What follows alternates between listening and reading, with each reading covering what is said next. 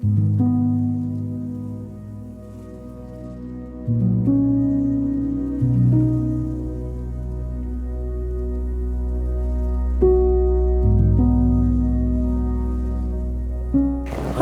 man 6 metų. I like to play with Lego. Draw.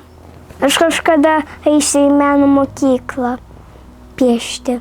Su dažais, bet čia galima visokių paveikslų. Olivija. Mūsų Olivija dabar yra 6 metukai. Nesenai atšventėm gimtadienį. Guvi, stipri, energinga, nenuilstanti. Mūsų pažiba. Laisvai kalba angliškai, supranta rusiškai, tai žinoma ir lietuviškai. Aš laimingas vaikas. Kūčių vakarą sužinojau, kad laukiausi, tai čia buvo tokia didžiausia gyvenimo dovana, stebuklas, nes tikrai buvo be galo laukta, norėta. Ir nėštumas vyko labai sklandžiai, viskas gerai buvo, tiesiog iki 5 mėnesių net nesijaučiu, kad laukiuosi. Lakščiau, jokiausi, viskas tvarkoj buvo. Tiesiog prasidėjo dideli karščiai ir matyt, jie padarė savo. Ir pradėjo labai kilt spaudimas, pradėjau jaustis blogai, prasidėjo dažni lankymai pas gydytojus ir vieną dieną prabudau nuo labai didelių galvos skausmų.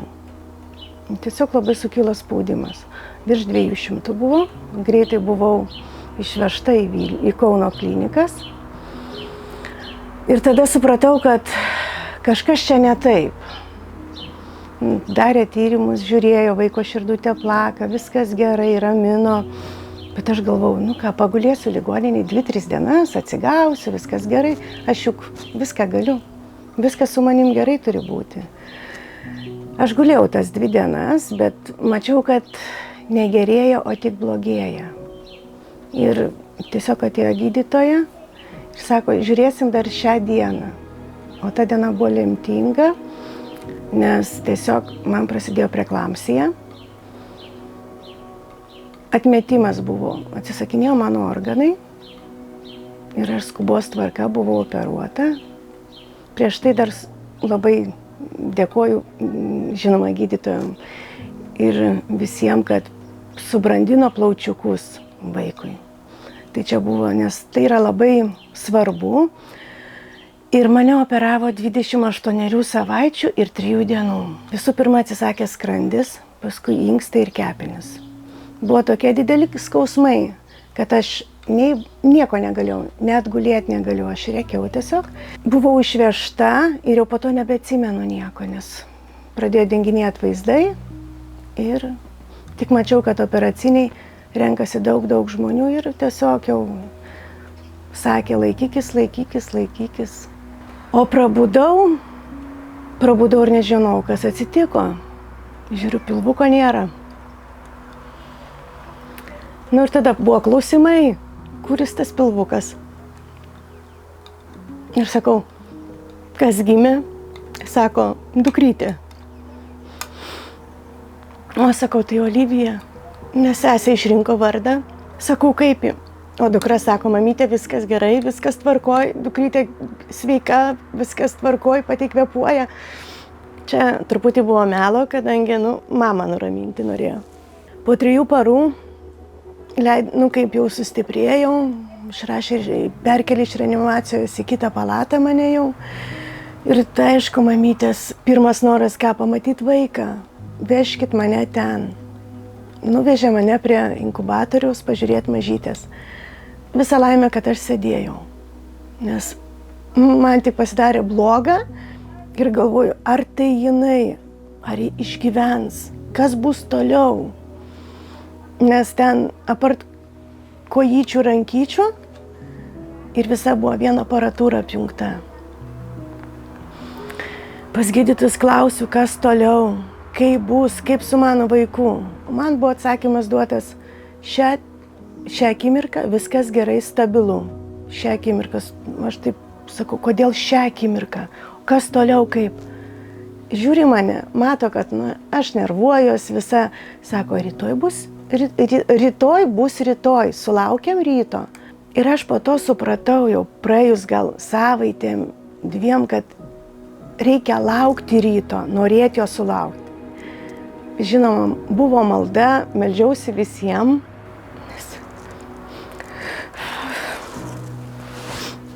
Buvo sunku. Sunku buvo žiūrėti tokį vaiką bejėgį. Sako, įkiškit rankytės, paimkit, pažiūrėkit, aš negaliu. O jeigu aš prisidėsiu, jeigu jai kas atsitiks. Tai va tokia mano pirma pažintis buvo su mano dukrytė. Ir aš suprantu, kad kol pas mane į pilvukę buvo, tai man atrodė taip, jinai saugi, viskas jau, aš už ją atsakau. O dabar jos nėra ten, inkubatoriai, o aš nieko negaliu padaryti, nieko, viską daro gydytojai. Ir po to nusiraminau, atėjo daug gydytojų, atėjo seselės, be galo nuostabus Kauno klinikų personalas.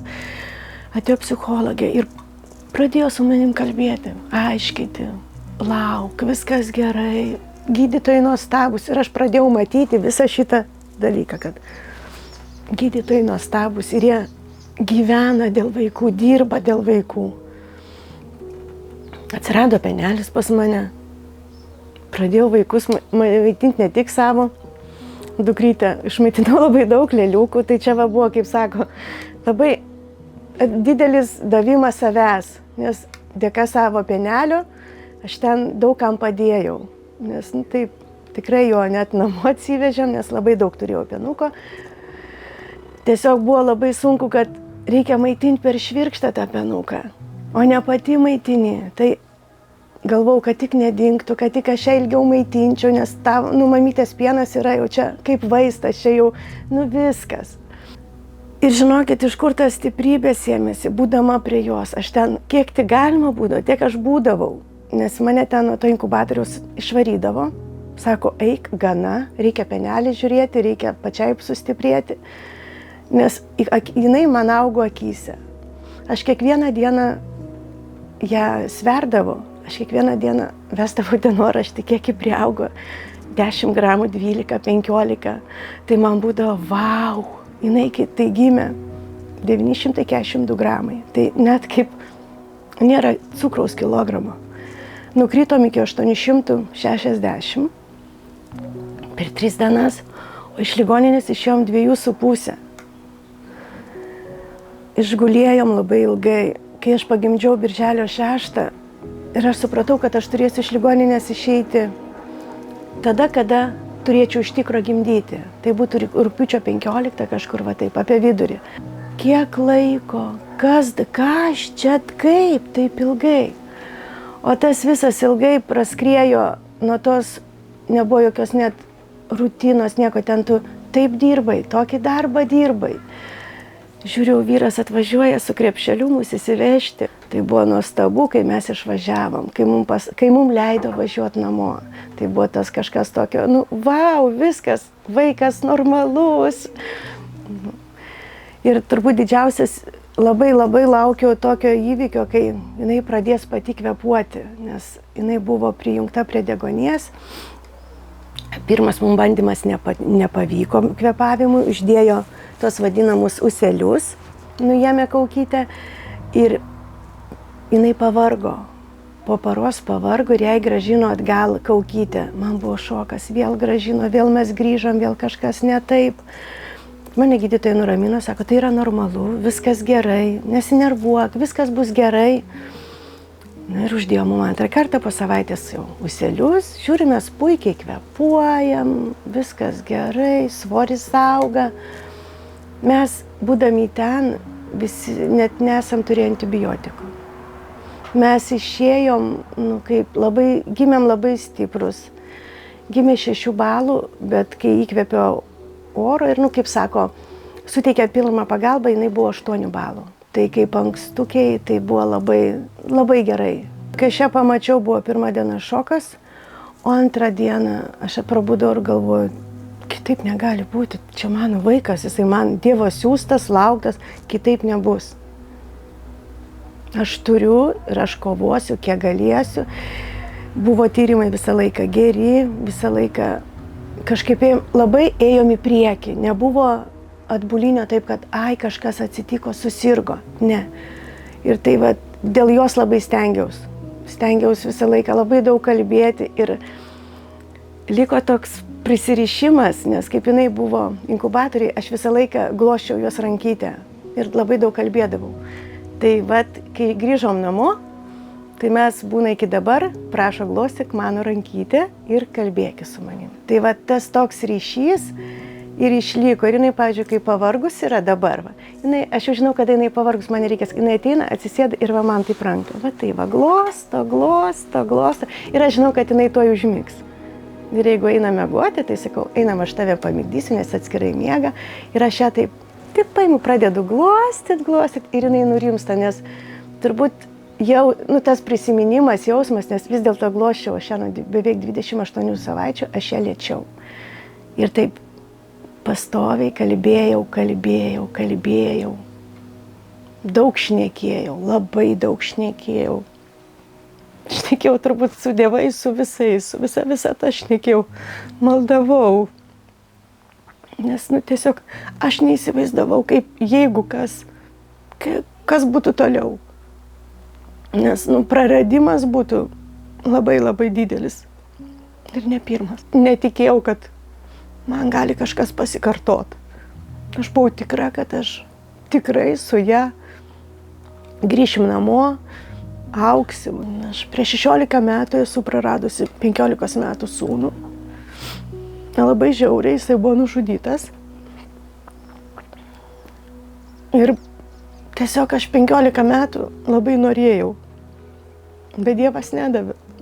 Dievas davė vaiką tada, kada buvo lygiai 10 metų sūnaus mirčiai, sukakčiai. Ir sūnus yra miręs birželio 12, o dukrytė gimė birželio 6. Lygiai po 10 metų. Jisai mane davė. Todėl aš buvau tikra, kad jisai ir už mane kovoja ir meldžiasi. Ir tikrai jinai bus mūsų ir bus su munim. Esu 3 vaikų mamytė, dukrytė Agnė, sūnus yra pirmagimis, jam dabar būtų 31 metai. Dukrytė Agnė yra antras vaikas, jai dabar yra 26. Dukrytė Agnė, savo mamytę, būdama 20 per savo gimtadienį, išvežė į Kauną mane. Labai greitai, nes buvo laiko klausimas, kaip mamą davežti į ligoninę, nes galėjo netekti abiejų. Tai čia buvo mano dukrytės 20-metės toks gimtadienis. Bet po 2 dienų aš jai pagimdžiau sesytę. Būkit ramios. Mažiukai labai viską jaučia. Visą laiką su jais kalbėkit, šypsokitės. Laikas daro stebuklus. Gydytojai daro stebuklus. Tikrai, ir sakau, negalima eiti prie vaiko, nei verkti, nei neneškit blogų emocijų. Tiesiog tikėkit. Nes šitie mūsų vaikai, jie tokie kovotojai. Jie taip kinasi savo gyvenimą. Jie žino, ko nori, jie jaučia mamą, jaučia kiekvieną prisilietimą, kiekvieną žodį. Kalbėkit, drąsinkit, kalbėkit su juo, su ją. Tiesiog be galo daug reikia kalbėjimo. Man labai padėjo kalbėjimas. Man tai labai buvo baisu, kai prie kojytės dėdavo kvėpavimo, kad jaus, kaip čia, pulso kvėpavimo tokią lempytę. Ir jinai, kai vaikas kvėpuoja, pulsą matuoja, grynai per kojytę. Ir ta visa kojytė persišviečia, kaip lemputė atrodo iš tolo. Jeigu prietema ta kojytės lemputė yra. Ir galvoju, Dieve, kokia mažytė, bet kokia kovotoja. Ji viską daro, ji padarys dėl manęs, aš dėl jos viską padarysiu. Tikrai reikia. Labai sunku laukti, kiekvieną dieną sunku, kiekvieną valandą sunku, bet tiesiog dėl vaiko reikia. Dėl vaiko mama turi būti labai stipri, susikaupti, galvoti, galvot ateitim reikia gyventi, ne į priekį žiūrėti. Šiandien sunku, rytoj bus lengviau. Nusišypsok, vaikas pamatys šypseną, nusijuok, vaikas tavo juoką išgirs. Tai mamos balsas, vaikas viską jaučia.